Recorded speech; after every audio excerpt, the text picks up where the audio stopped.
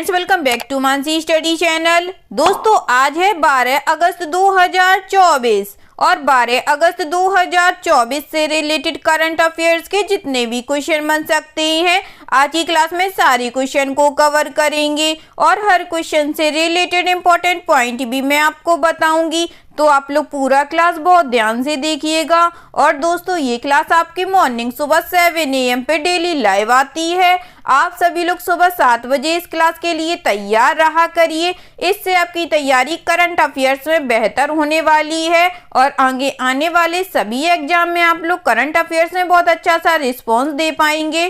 तो चलिए देरी ना करते हुए आज के पहले क्वेश्चन पर आते हैं।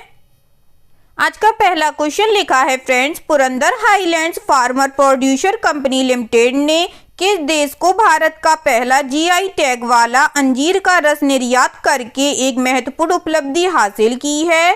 Purandar highlands farmers producer company limited has achieved a significant milestone by exporting India's first GI tagged fig juice to which country? First option है पोलैंड, सेकंड ऑप्शन है USA, थर्ड ऑप्शन है फिनलैंड या fourth option है Norway.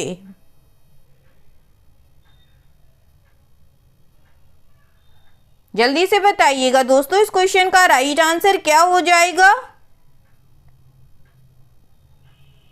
इस question का जो right answer हो जाएगा फ्रेंड्स, वह है हमारा ऑप्शन नंबर A, पोलैंड। चलिए इससे रिलेटेड इंपॉर्टेंट पॉइंटों को पढ़ते हैं।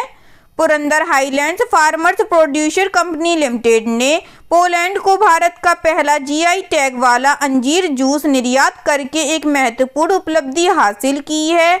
यह फरवरी 2023 में हांगकांग को GI टैग वाले पुरंदर अंजीर की भारत की पहली वाणिज्यिक खेप के सफल निर्यात के बाद है। पुरंदर हाईलैंड्स यूरोपीय बाजार में भारतीय अंजीर का रस निर्यात करने वाली पहली कंपनी बन गई है तथा हांगकांग को पुरंदर अंजीर की व्यावसायिक मात्रा निर्यात करने वाली भी पहली कंपनी बन गई है। ठीक है दोस्तों, चलिए आगे बढ़ते हैं, नेक्स्ट क्वेश्चन देखते हैं। नेक्स्ट क्वेश्चन लिखा है फ्रेंड्स, किस संस्थान ने एयरबस के सहयोग से नई दिल्ली में विमानन क्षेत्र के लिए अपना पहला कार्यकारी प्रशिक्षण कार्यक्रम शुरू किया है? Which institute in collaboration with Airbus has started its first executive training program for the aviation sector in New Delhi? First option है दिल्ली यूनिवर्सिटी, सेकंड ऑप्शन है IIT रुड़की, थर्ड ऑप्शन है IISc बेंगलुरु या फोर्थ ऑप्शन है गति शक्ति विश्वविद्यालय।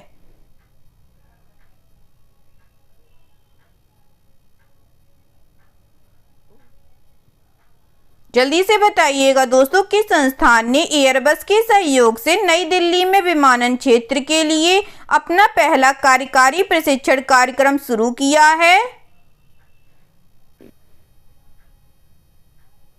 इस question का जो राइट आंसर हो जाएगा फ्रेंड्स, वह है हमारा ऑप्शन नंबर D, गति शक्ति विश्वविद्यालय। चलिए इससे रिलेटेड इंपॉर्टेंट पॉइंटों को पढ़ते हैं। गति शक्ति विश्वविद्यालय ने एयरबस के सहयोग से नई दिल्ली में विमानन क्षेत्र के लिए अपना पहला कार्यकारी प्रशिक्षण कार्यक्रम शुरू किया है। यह 3 दिवसीय कार्यक्रम कामकाजी पेशेवरों के लिए सुरक्षा प्रबंधन प्रणालियों पर केंद्रित होगा। इस कार्यक्रम में अग्रणी एयरलाइनों के साथ साथ एयरबस और नागरिक उड्डयन मंत्रालय के प्रतिनिधि भी भाग लेंगे। इस कोर्स में अंतर्राष्ट्रीय पेशेवर भी भाग ले रहे हैं, जिनमें नेपाल से 4 और भूटान से 4 प्रतिभागी शामिल हैं। इस कार्यक्रम के प्रशिक्षक उद्योग के अग्रणी विशेषज्ञ हैं। ठीक है दोस्तों, चलिए आगे बढ़ते हैं और नेक्स्ट क्वेश्चन देखते हैं। नेक्स्ट क्वेश्चन लिखा है फ्रेंड्स, चल्ला श्रीनिवासलू शेट्टी को कितने वर्षों के लिए भारतीय स्टेट बैंक SBI का अध्यक्ष नियुक्त किया गया है? Challa Srinivasulu Shetty has been appointed as chairman of the State bank of India for how many years? First option है 1 ईयर, सेकेंड ऑप्शन है 2 ईयर, थर्ड ऑप्शन है 3 ईयर या फोर्थ ऑप्शन है 4 ईयर।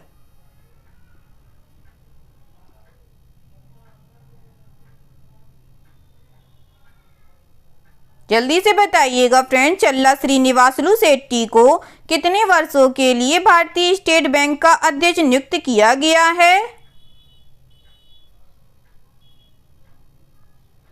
इस क्वेश्चन का जो राइट आंसर हो जाएगा फ्रेंड्स, वह है हमारा ऑप्शन नंबर सी, 3 इयर्स के लिए। चलिए इससे रिलेटेड इंपॉर्टेंट पॉइंटों को पढ़ते हैं। मंत्रिमंडल की नियुक्ति समिति ने देश के सबसे बड़े वाणिज्यिक बैंक भारतीय स्टेट बैंक के अध्यक्ष के रूप में चल्ला श्रीनिवासलू शेट्टी को 3 साल के कार्यकाल के लिए नियुक्त करने के प्रस्ताव को मंजूरी दे दी है।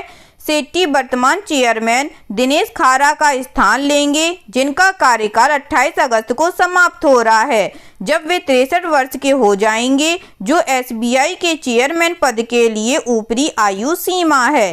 चेयरमैन के रूप में इस पदोन्नति से पहले शेट्टी एसबीआई के प्रबंध निदेशक थे और वैश्विक बाजार एवं प्रौद्योगिकी विभाग के प्रमुख थे। ठीक है दोस्तों, चलिए आगे बढ़ते हैं और नेक्स्ट क्वेश्चन देखते हैं। नेक्स्ट क्वेश्चन लिखा है फ्रेंड्स, प्रधानमंत्री कार्यालय में अतिरिक्त सचिव के पद पर किसे नियुक्त किया गया है? Who has been appointed additional secretary in the PMO? First option है वात्सल सक्सेना, सेकेंड ऑप्शन है मुग्धा सिन्हा, थर्ड ऑप्शन है अजय भादु या फोर्थ ऑप्शन है मनीषा सक्सेना।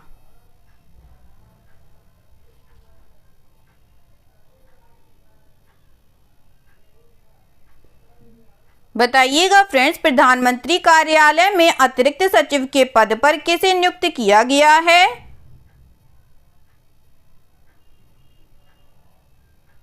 इस क्वेश्चन का जो राइट आंसर हो जाएगा फ्रेंड्स, वह है हमारा option number A, Vatsal Saxena को। चलिए इससे रिलेटेड इंपॉर्टेंट पॉइंटों को पढ़ते हैं। केंद्र द्वारा किए गए शीर्ष स्तर के बड़े फेरबदल के तहत वरिष्ठ आईएएस अधिकारी अमित सिंह नेगी को प्रधानमंत्री कार्यालय में अतिरिक्त सचिव नियुक्त किया गया है। उत्तराखंड कैडर के 1999 बैच के भारतीय प्रशासनिक सेवा अधिकारी श्री नेगी वर्तमान में केंद्रीय वित्त मंत्रालय के अंतर्गत व्यय विभाग में संयुक्त सचिव हैं। 1998 बैच के भारतीय राजस्व सेवा अधिकारी समीर अश्विन वकील को 5 साल के कार्यकाल के लिए केंद्रीय कॉरपोरेट मामलों के मंत्रालय के तहत गंभीर धोखाधड़ी जांच कार्यालय में निर्देशक नियुक्त किया गया है। ठीक है दोस्तों, चलिए आगे बढ़ते हैं और नेक्स्ट क्वेश्चन देखते हैं। नेक्स्ट क्वेश्चन लिखा है फ्रेंड्स, शेख हसीना के इस्तीफे के बाद बांग्लादेश की अंतरिम सरकार का प्रमुख किसे नियुक्त किया गया है? Who has been appointed as the head of Bangladesh interim government after the resignation of Sheikh Hasina?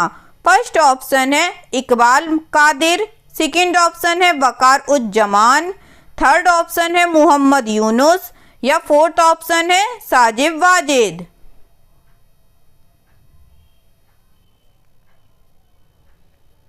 बताइएगा दोस्तों, शेख हसीना के इस्तीफे के बाद बांग्लादेश की अंतरिम सरकार का प्रमुख किसे नियुक्त किया गया है?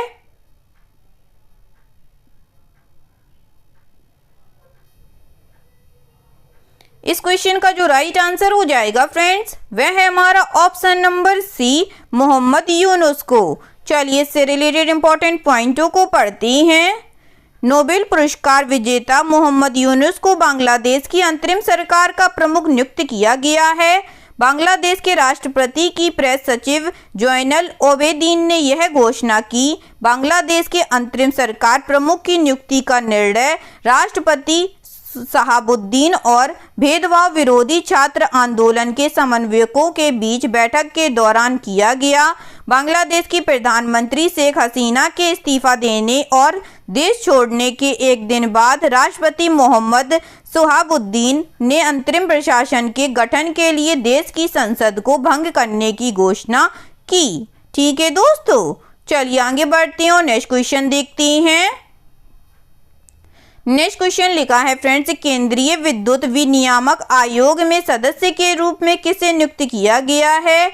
Who has been appointed as the member in Central Electricity Regulatory Commission? First option है गौरव बनर्जी, सेकेंड ऑप्शन है जेठा अहीर, थर्ड ऑप्शन है प्रदीप सिंह खरोला या फोर्थ ऑप्शन है हरीश दुधानी।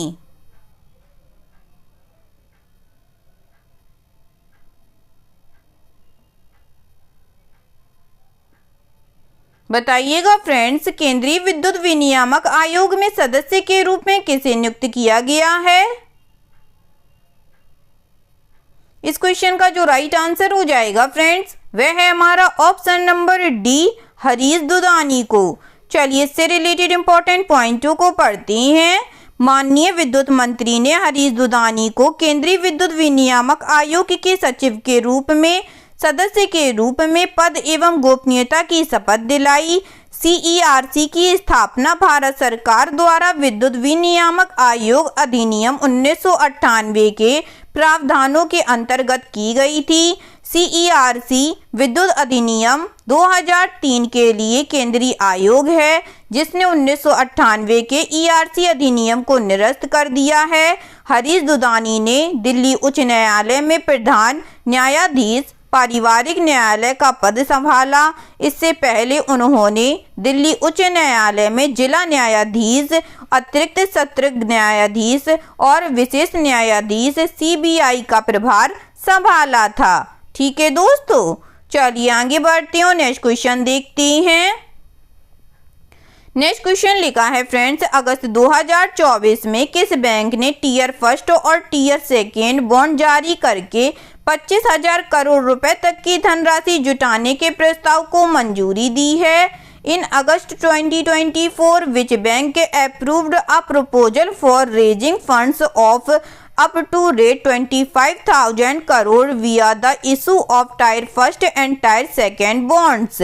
फर्स्ट ऑप्शन है Punjab national bank, second option है एक्सिस बैंक, थर्ड ऑप्शन है bank of Baroda, fourth option है state bank of India.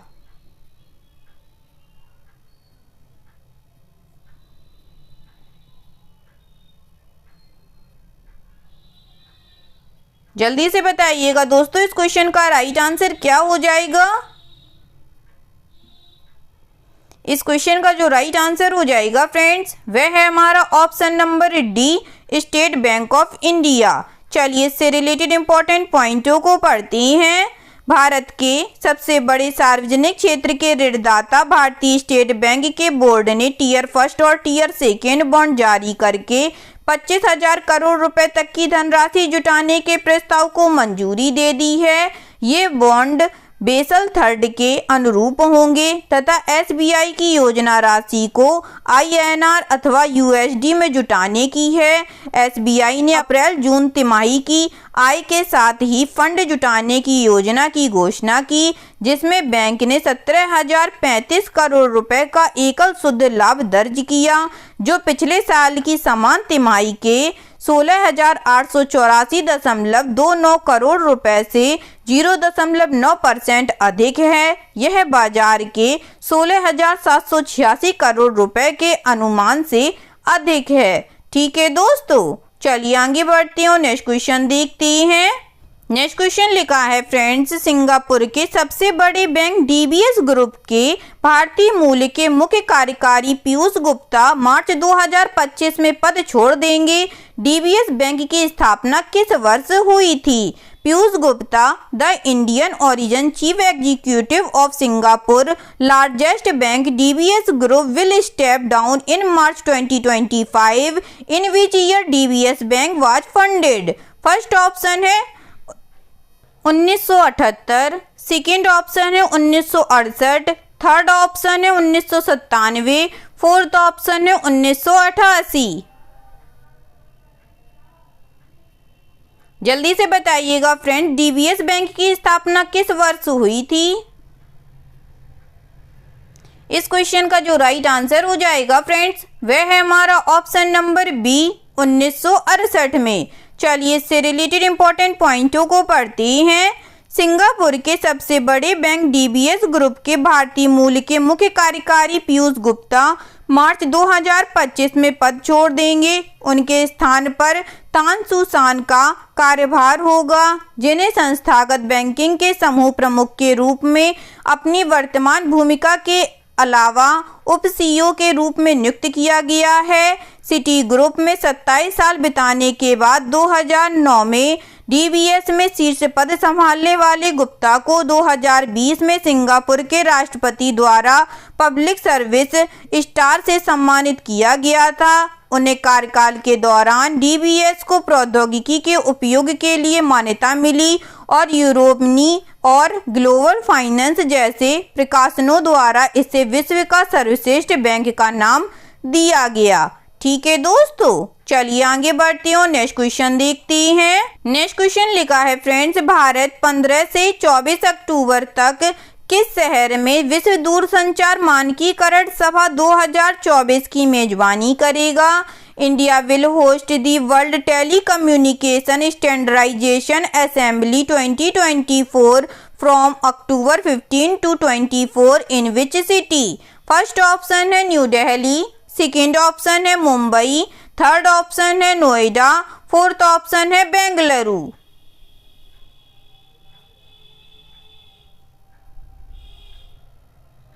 जल्दी से बताइएगा फ्रेंड्स, भारत 15 से 24 अक्टूबर तक किस शहर में विश्व दूरसंचार मानकीकरण सभा 2024 की मेजबानी करेगा? इस क्वेश्चन का जो राइट आंसर हो जाएगा फ्रेंड्स, वह है हमारा option number A, new Delhi में। चलिए इससे रिलेटेड इंपॉर्टेंट पॉइंटों को पढ़ते हैं। भारत 15 से 24 अक्टूबर तक नई दिल्ली स्थित भारत मंडपम में विश्व दूरसंचार मानकीकरण सभा 2024 की मेजबानी करेगा। दूरसंचार विभाग द्वारा घोषित अनुसार इस कार्यक्रम से पहले 14 अक्टूबर को वैश्विक मानक संगोष्ठी का आयोजन किया जाएगा। GSS 2024 का विषय है अगली डिजिटल लहर का चार्टिंग, उभरती प्रौद्योगिकियां, नवाचार और अंतर्राष्ट्रीय मानक। अंतर्राष्ट्रीय दूरसंचार संघ द्वारा आयोजित WTSA ITU के दूरसंचार मानकीकरण क्षेत्र के लिए कार्यक्रम, कार्य पद्धति और अध्ययन समूहों की संरचना को परिभाषित करने के लिए हर 4 साल में आयोजित किया जाता है। ठीक है दोस्तों, चलिए आगे बढ़ते हैं, नेक्स्ट क्वेश्चन देखते हैं। आज का लास्ट क्वेश्चन लिखा है फ्रेंड्स, रैंडस्टेड एम्प्लॉयर ब्रांड रिसर्च 2024 के निष्कर्षों के अनुसार कौन सी कंपनी भारत की सबसे आकर्षक नियोक्ता ब्रांड के रूप में उभरी है? Which company has emerged as India's most attractive employer brand according to the finding of Randstad Employer Brand Research 2024? First option है TCS, सेकेंड ऑप्शन है रिलायंस, थर्ड ऑप्शन है विप्रो, फोर्थ ऑप्शन है माइक्रोसॉफ्ट।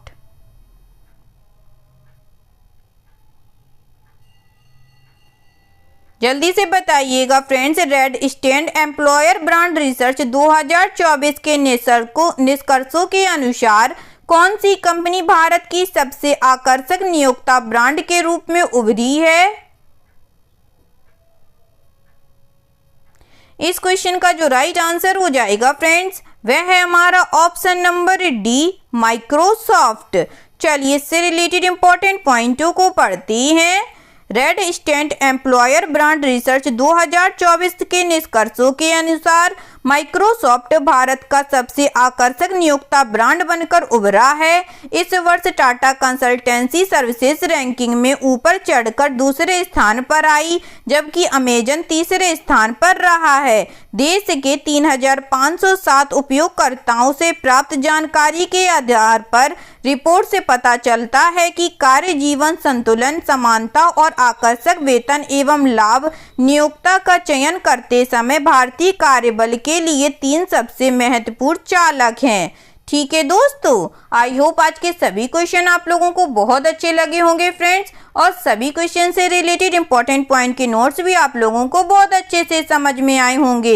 एग्जाम के नज़रिए से दोस्तों क्लास बहुत helpful रही होगी आप लोगों के लिए। अगर आपको क्लास अच्छी लगी हो और सारे फैक्टों को आप लोगों ने अच्छे से समझा हो तो प्लीज़ इस क्लास को लाइक कीजिएगा, शेयर कीजिएगा और आपके अपने चैनल मानसी स्टडी चैनल को सब्सक्राइब कीजिएगा।